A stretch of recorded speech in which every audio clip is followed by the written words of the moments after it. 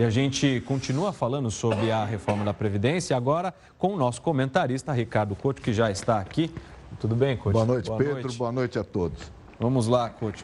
Ontem a comissão aprovou o texto, mas depois teve confusão e aí a gente não teve os destaques que seriam votados. Como é que ficou agora a situação na comissão da Previdência, Couto? Olha, Pedro, ontem foi um dia importante, né? Foi aprovado o texto base da reforma da Previdência. Foi uma vitória do governo.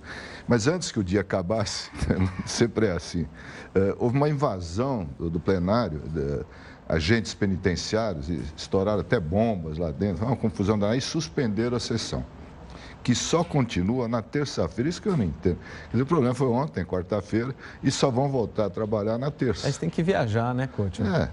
Mas sabe, tudo demora por causa disso. Eles só trabalham normalmente 3 dias por semana, né? Terça, quarta e quinta. Terça, quarta e quinta. Hoje já não teve nada, né?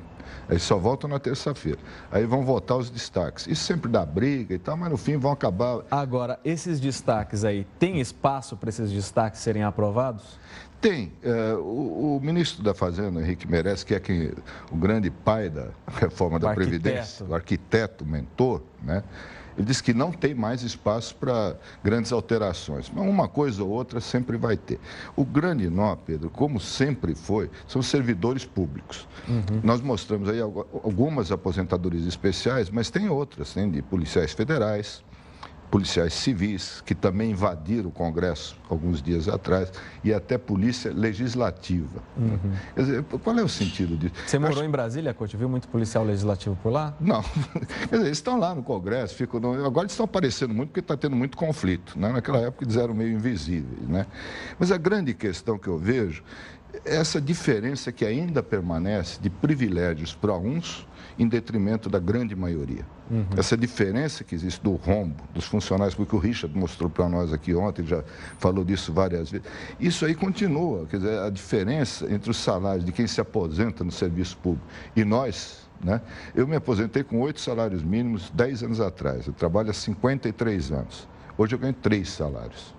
E você tem um monte de gente aí que trabalhou muito menos e salários de 50 mil, 70, 80, integralidade, 100 mil. né? E paridade. Aí é o negócio do direito adquirido. Mas não é só o direito adquirido de quem começou lá atrás.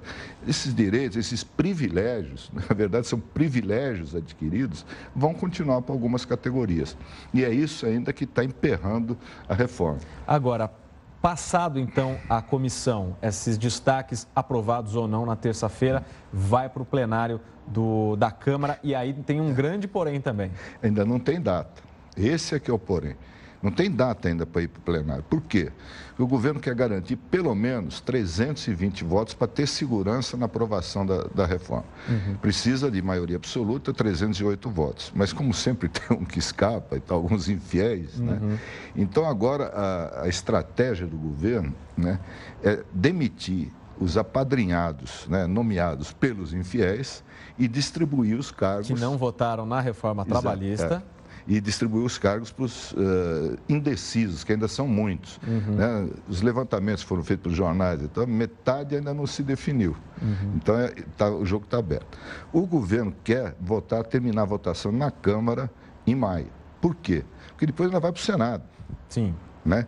E no Senado vai ser mais complicado, porque lá tem um líder de oposição muito forte, que está cada vez mais contra as reformas do governo, que é o Renan Calheiros. Que é do próprio partido do governo. Que é do partido do governo, líder do partido do governo no Senado.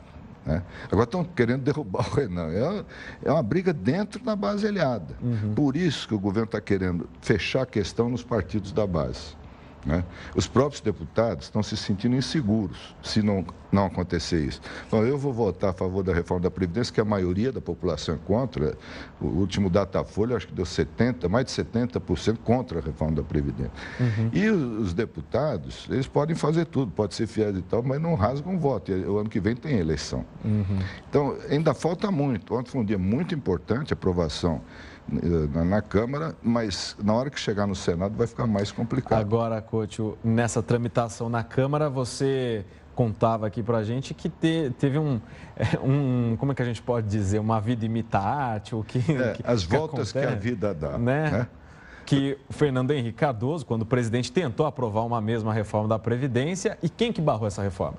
Michel Temer. Não é bem que barrou, ele criou muitas dificuldades e alterou o que o Fernando Henrique, o projeto do governo. Né?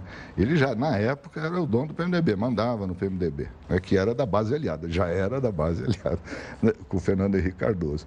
E aí aconteceram coisas incríveis. Uma que o Temer mudou o texto final, ao contrário do que ele tinha acertado com o Fernando Henrique. O ex-presidente conta tudo isso, não é que eu estava lá, no livro dele, o primeiro volume, Diários da Presidência, né?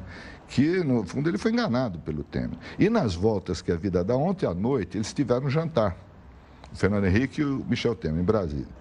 O atual presidente pediu o apoio do Fernando Henrique para a aprovação das reformas. O apoio que o Michel Temer não deu para ele. Não deu do jeito que o Fernando Henrique queria 20 anos atrás. Né?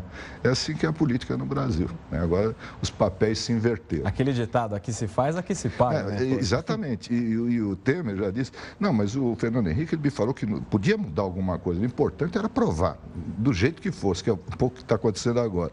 Porque é simbólico. E realmente é. Quer dizer, a aprovação da reforma é o pau da barraca do governo. Segundo o Henrique Meirelles, né, se não fizer isso, o país quebra. Então, 20 anos passados, e no meio tempo aí, também o Lula tentou fazer a reforma e também não conseguiu fazer, e também a grande questão foi o funcionalismo público. Funcionalismo público sempre sendo um entrave nessas reformas. Exatamente. E continua sendo. Couto, muito obrigado pela sua participação. Valeu. Boa noite para você. Boa noite.